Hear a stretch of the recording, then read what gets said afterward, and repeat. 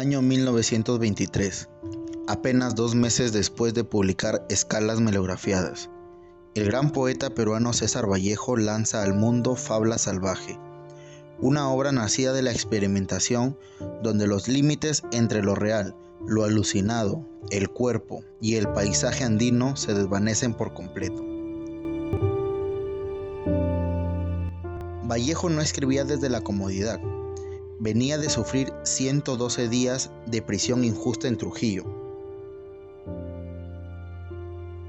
Cargaba con el dolor por la muerte de su madre y se enfrentaba al desarraigo hostil de una Lima que discriminaba al ciudadano andino.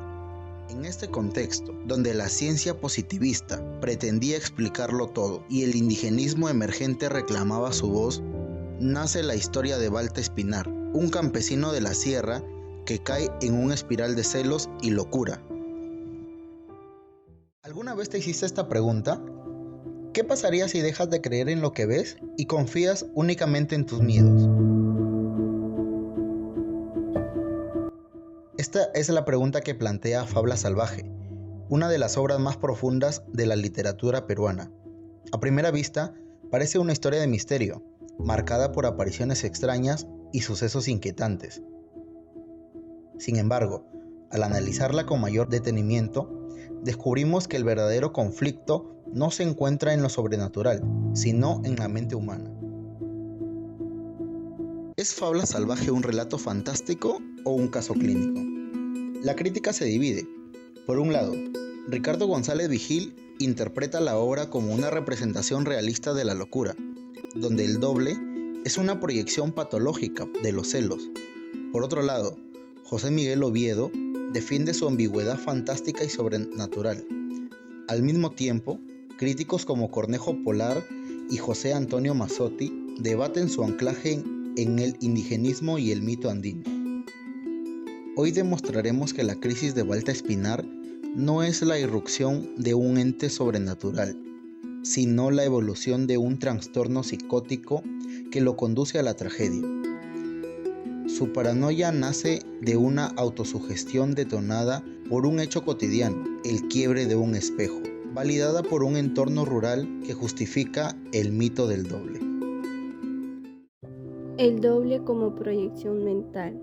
Como señala el investigador José Antonio Mazzotti, la felicidad de Balta y su esposa Adelaida se ve mermada por trastornos psicológicos a partir de la visión esporádica de un ser desconocido que lo acechaba a través de los reflejos en espejos, fuentes de agua o charcos. No hay una maldición real, hay un conflicto interno de identidad que proyecta sus inseguridades en una figura imaginaria.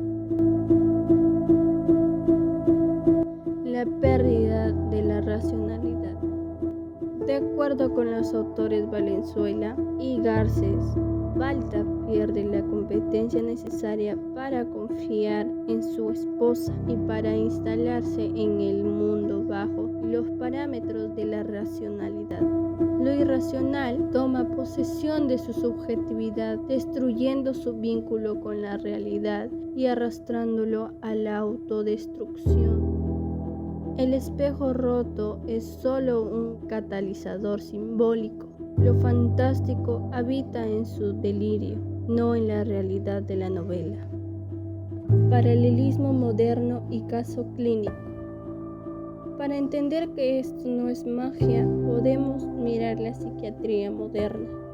La investigadora Patricia describe un caso real de celotipia, donde un paciente inicialmente considerado celoso por cariño intensifica su conducta de forma imposible de tolerar, encierra a su esposa, la agrede físicamente y asocia cualquier hallazgo cotidiano como prueba de una infidelidad.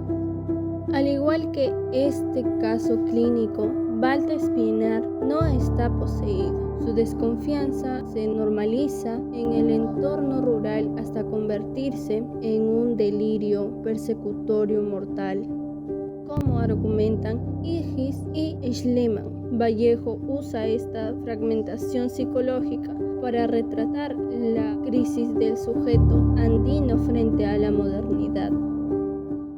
En conclusión, Fábula Salvaje no es una historia de terror sobrenatural, sino el retrato del progresivo deterioro de una mente demoniada por los celos, la desconfianza y la autogestión. Vallejo construye al doble como el reflejo de los conflictos internos del protagonista. El entorno cultural, lejos de salvarlo, legitima sus miedos y profundiza su aislamiento, destruyendo finalmente su matrimonio con Adelaide. La tragedia de Balta Espinar nos confirma que el eje de la obra reside en la vulnerabilidad de la salud mental frente a la superstición y el miedo.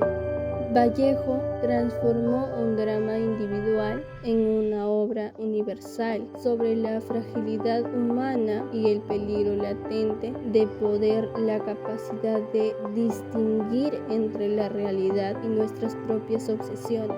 Fábula Salvaje nos enseña que cuando el miedo domina nuestros pensamientos, la realidad puede convertirse en nuestro propio laberinto.